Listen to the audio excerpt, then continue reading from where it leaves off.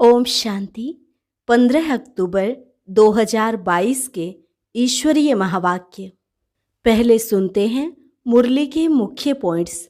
बाबा ने कहा, भले कर्मेंद्रियों से कोई भी कर्म करो, परंतु दिल एक माशूक तरफ लगा रहे। इस पुरानी दुनिया का पुराना शरीर छोड़ अब नई दुनिया में जाना है, तो और कोई की याद नहीं होनी चाहिए। एक बाप की याद से ही खाद निकलेगी, और खाद निकालने का सबसे अच्छा समय है अमृत वेला। अगर कोई का कर्म भोग रहा हुआ है तो उसकी निशानी है बीमारी। किसको जास्ती तूफान आते हैं तो जरूर पूरा योग नहीं है। इस समय सभी आत्माओं पर ग्रहण लगा हुआ है, तभी काम क्रोध का तूफान आता है। इसलिए बाप कहते, बच्चे दे दान तो छूटे ग्रहण। बाबा ने कहा, तुम बच्चों में क्रोध नहीं होना चाहिए, बड़ा प्रेम स्वरूप बनना है और यहाँ ही बनना है। कोई का पति क्रोध करता है तो भी प्रेम से ही बात करनी है। बहुत बहुत मीठा बनो। खाना खाते समय चेक करना चाहिए कितना समय बाप की याद रही। अगर सारा समय याद किया तो वह भी बड़ी बहादुरी है। भोजन करते एक दो को इशारा देना है कि बाप की याद में खाओ। एक एक गिट्टी पर याद दिलाओ। बाप को यथार्थ रीति याद करने में मेहनत है, लेकिन मेहनत करनी चाहिए। और लास्ट में बाबा ने कहा, तुम्हारे मुख से ऐसे शब्द नहीं निकलने चाहिए जो किसको दुख मिले। अगर किसी को दुख दिया तो समझना चाहिए हमारे अंदर भूत है, फिर वह लक्ष्मी को वर नहीं सकेंगे। और अब सुनते हैं महावाक्यों को विस्तार से। मुरली का सार। मीठे बच्चे, सवेरे सवेरे उठ याद में बैठने का अभ्यास डालो। भोजन पर भी एक दो को बाप की याद दिलाओ। याद करते करते तुम पास विद ऑनर हो जाएंगे। प्रश्न, किस एक कमी के कारण बच्चों की रिपोर्ट बाप के पास आती है? उत्तर, कई बच्चे अभी तक प्रेम स्वरूप नहीं बने हैं। मुख से दुख देने वाले बोल बोलते रहते हैं, इसलिए बाप के पास रिपोर्ट आती है। बच्चों को बहुत प्रेम से चलना है। अगर स्वयं में ही कोई अवगुण रूपी भूत होगा तो दूसरों का कैसे निकलेगा? इसलिए देवताओं जैसा प्रेम स्वरूप बनना है, भूत निकाल देना है। गीत, आखिर वह दिन आया आज। ओम शांति। बच्चे गरीब निवाज बाप को जान चुके हैं, बाप की याद में बैठे रहते हैं।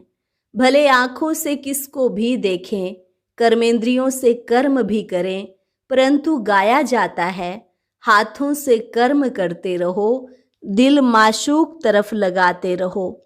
ब्राह्मण कुलभूषण जानते हैं और उनसे ही बाप बात करते हैं कि आधा कल्प तुमने बाप को याद किया।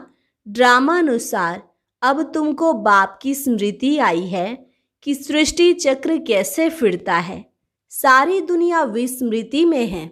बाप की रचना को और बाप के पतित से पावन बनाने व सर्व की सद्गति करने के कर्तव्य को कोई भी नहीं जानते। तुम रचयिता और रचना के आदि मध्य अंत को जानते हो। तुमको स्मृति आई कि सृष्टि चक्र कैसे फिरता है, हम 84 का चक्र कैसे लगाते हैं। जिन्होंने सतयुग से लेकर कलयुग के अंत तक पार्ट बजाया है, वही अभी भी बजाएंगे। सतयुग से लेकर कलयुग तक जन्म लेते नीचे उतरते आए हैं। अब कलयुग अंत में तुम्हारी चढ़ती कला है। कहते हैं चढ़ती कला तेरे भाने सर्व का भला। तो तुमको सारी स्मृति आई है। इसको कहा जाता है स्मृतिर्लब्धा नष्टो मोहा। किस द्वारा स्मृति आई है? बाप द्वारा। अपने आप स्मृति नहीं आई। तुम जानते हो हम आत्मा परमपिता परमात्मा की संतान हैं। यह शरीर तो लौकिक बाप ने दिया, अब पारलौकिक बाप कहते हैं यह पुराने शरीर का भान छोड़ो। जैसे सर्प पुरानी खाल छोड़ता है और नई लेता है, यह बात सतयुग से लगती है।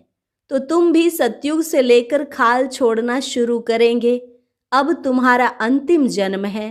बाप कहते हैं बाकी थोड़ा समय है, तुमको धीरज मिला है, तुम खुशी में हो कि हम फिर से बाप द्वारा सुख का वर्षा पा रहे हैं। सुख का वर्षा तो बाप द्वारा मिलेगा ना। यह बात कोई मनुष्यों की बुद्धि में नहीं आती। वे लक्ष्मी नारायण के मंदिर में जाएंगे तो उनकी बुद्धि में यह नहीं आएगा कि यह कौन है। यह तो भक्ति मार्ग में हाथ जोड़कर कहते रहते हैं, तुम मात पिता हम बालक तेरे। शिव बाबा तो सबसे बड़ा ठहरा।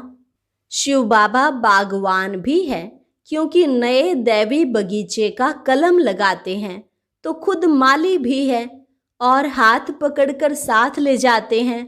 तो बाबा माली, बागवान और खिवैया कैसे हैं, ये सब तुम बच्चे ही जानते हो। ये सब अनेक नाम हैं।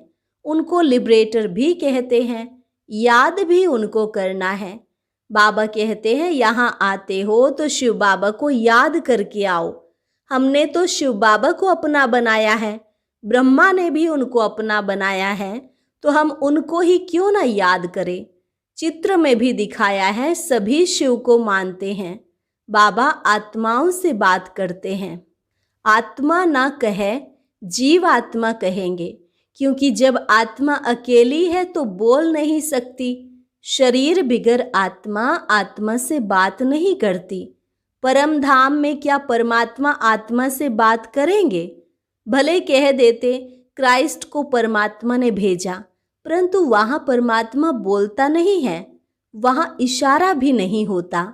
ड्रामानुसार आत्मा आप ही पार्ट बजाने नीचे आ जाती है। आत्मा में पार्ट भरा हुआ है तो आत्मा नीचे आकर शरीर धारण कर पार्ट बजाती है।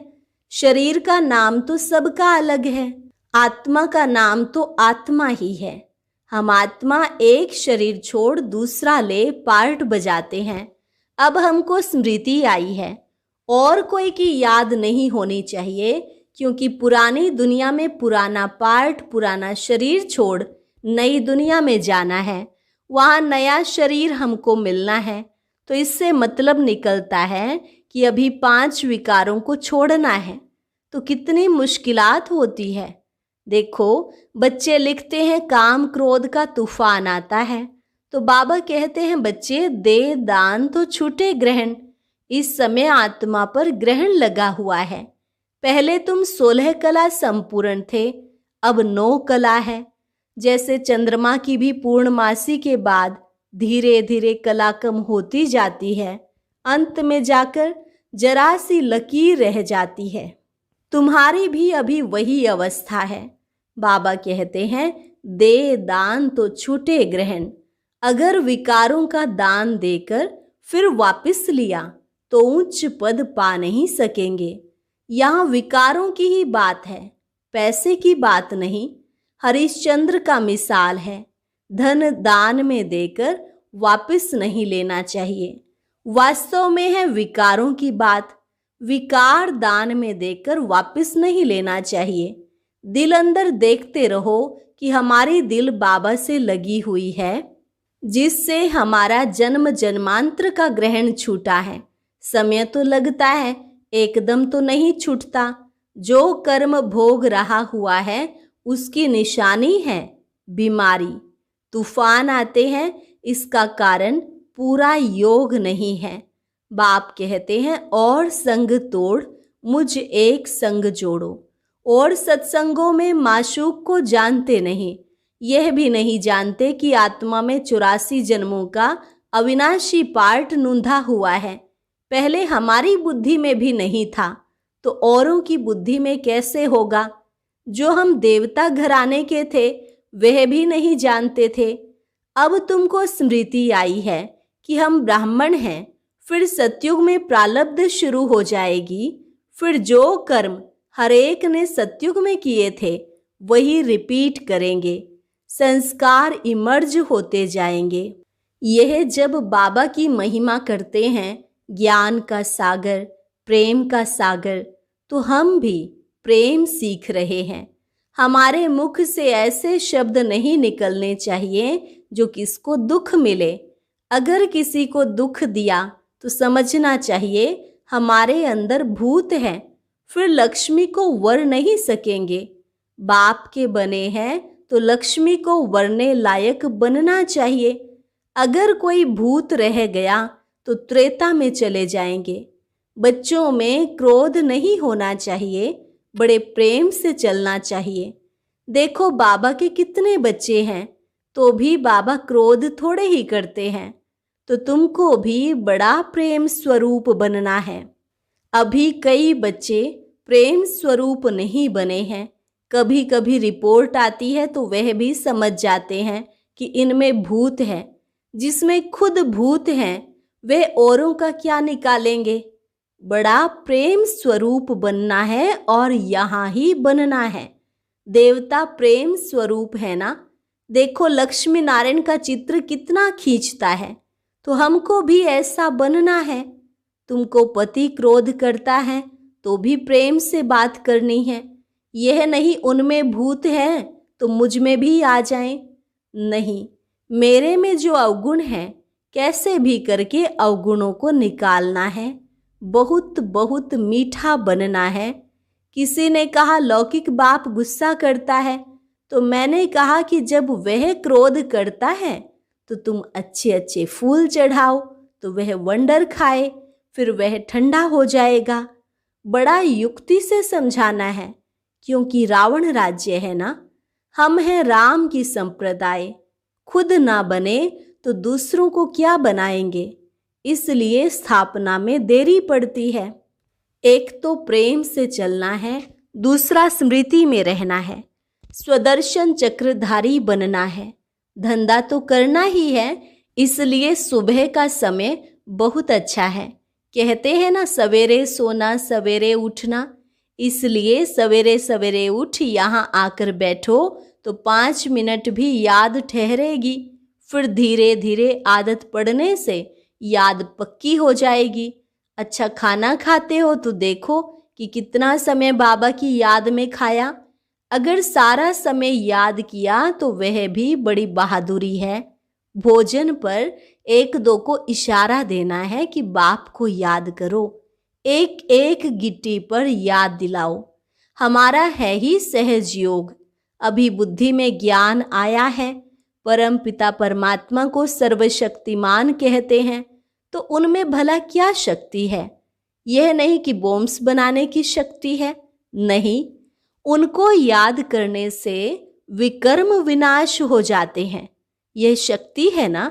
देखो है कितना भोला और शक्ति कितनी है। यथार्थ रीति याद करने में मेहनत है ना, तो मेहनत करनी चाहिए। सुबह का समय अच्छा होता है। भक्ति में भी सवेरे सवेरे उठते हैं, ज्ञान में भी सवेरे का समय बहुत अच्छा है। बाप कहते हैं मैं कल्प में एक ही बार आता हूँ तुमको साथ ले जाने के लिए, तो बिल्कुल खुशी खुशी से जाना है, दुख धाम से निकलना है। ऐसी स्मृति होगी तो डरेंगे नहीं। कितनी भी परीक्षाएं आए तो भी स्मृति पक्की रहनी चाहिए। ऐसी अवस्था जमानी है। अब तुम बच्चों को हम सो हम का अर्थ भी समझाया है। हम सो परमात्मा नहीं, लेकिन परमात्मा का बच्चा हूँ। यह हो गया हम सो के चक्र का दर्शन। इस याद से ही खाद निकलेगी। खाद निकालने का समय ही है अमृत वेला। तो पास विद ऑनर बनने के लिए कृष्णपुरी का मालिक बनाने वाले बाप को याद करना है। अच्छा, मीठे मीठे सिकिलधे बच्चों प्रति माता पिता बाप दादा का याद प्यार और गुड मॉर्निंग। रूहानी बाप की रूहानी बच्चों को नमस्ते। रूहानी बच्चों की रूहानी बाप दादा को नमस्ते नमस्ते, गुड मॉर्निंग। धारणा के लिए मुख्य सार। पहली पॉइंट, धंधा आदि करते भी स्वदर्शन चक्रधारी बनकर रहना है। एक दो को बाप की याद दिलानी है। कितनी भी परीक्षाएं आ जाएं तो भी स्मृति में जरूर रहना है। विकारों का दान देकर फिर कभी वापस नहीं लेना। किसी को भी दुख नहीं देना है, क्रोध नहीं करना है। अंदर जो भूत हैं उन्हें निकाल देना है। वरदान: मालिकपन की स्मृति द्वारा परवश स्थिति को समाप्त करने वाले सदा समर्थ भव। मालिकपन की स्मृति द्वारा परवश स्थिति को समाप्त करने वाले सदा समर्थ भव। जो सदा मालिकपन की स्मृति में स्थित रहते हैं उनके संकल्प ऑर्डर प्रमाण चलते हैं। मन मालिक को परवश नहीं कर सकता। ब्राह्मणात्मा कभी अपने कमजोर स्वभाव संस्कार के वश नहीं हो सकती। जब स्वभाव शब्द सामने आए तो स्वभाव अर्थात स्व प्रति व सर्व के प्रति आत्मिक भाव, इस श्रेष्ठ अर्थ में टिक जाओ। और जब संस्कार शब्द आए तो अपने अनादि और आदि संस्कारों को स्मृति में लाओ तो समर्थ बन जाएंगे। परवश स्थिति समाप्त हो जाएगी। स्लोगन: वरदानों की शक्ति जमा कर लो तो परिस्थिति रूपी आग भी पानी बन जाएगी। वरदानों की शक्ति जमा कर लो तो परिस्थिति रूपी आग भी पानी बन जाएगी। अभी है मातेश्वरी जी के अनमोल महावाक्य, बदनसीबी और खुश नसीबी। अब यह दो शब्दों का मदार किस पर चलता है? यह तो हम जानते हैं कि खुश नसीब बनाने वाला परमात्मा और बदनसीब बनाने वाला खुद ही मनुष्य है। जब मनुष्य सर्वदा सुखी है तो उन्हों की अच्छी किस्मत कहते हैं, और जब मनुष्य अपने को दुखी समझते हैं तो वो अपने को बदनसीब समझते हैं। हम ऐसे नहीं कहेंगे कि बदनसीबी व खुश नसीबी कोई परमात्मा द्वारा मिलती है। नहीं, यह समझना बड़ी मूर्खता है।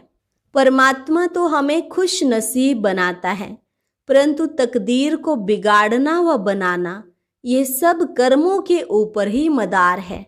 ये सब मनुष्यों के संस्कारों के ऊपर ही है। फिर जैसे पाप और पुण्य का संस्कार बढ़ता है वैसे तकदीर बनती है, परंतु मनुष्य इस राज को न जानने के कारण परमात्मा के ऊपर दोष रखते हैं। अब देखो, मनुष्य अपने को सुखी रखने के लिए कितने माया के तरीके निकालते हैं।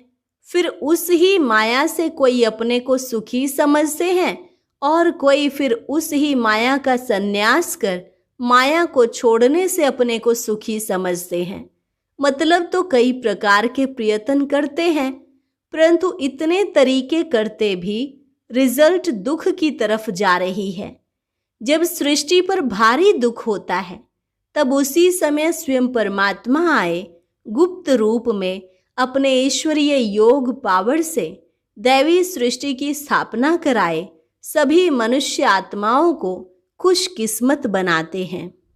जिस समय ओम शांति कहते हैं तो उसका यथार्थ अर्थ है मैं आत्मा शालिग्राम उस ज्योति स्वरूप परमात्मा की संतान हूँ। हम भी वही पिता ज्योतिर्बिंदु परमात्मा के मुआफिक आकार वाली हैं।